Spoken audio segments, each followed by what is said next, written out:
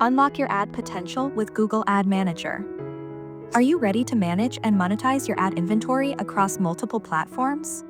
Look no further than Google Ad Manager, your all-in-one solution for serving, measuring, and optimizing digital ads. Let's break it down into easy steps to get you started. What is Google Ad Manager? Google Ad Manager combines the features of DoubleClick for publishers and Ad Exchange into a unified platform. It's designed to help publishers like you manage direct deals, programmatic ads, and everything in between all in one place.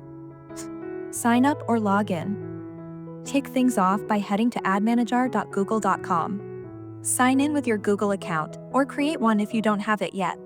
Remember, you'll need to apply for access if you're not already approved.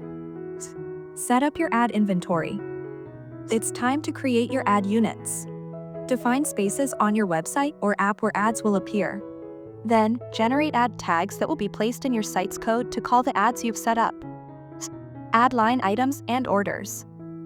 Next up, it's all about orders and line items. Orders represent deals with advertisers, while line items control targeting, scheduling, and pricing. Set up direct sold campaigns or programmatic ads right here. Enable programmatic advertising, optional. Want to take it a step further?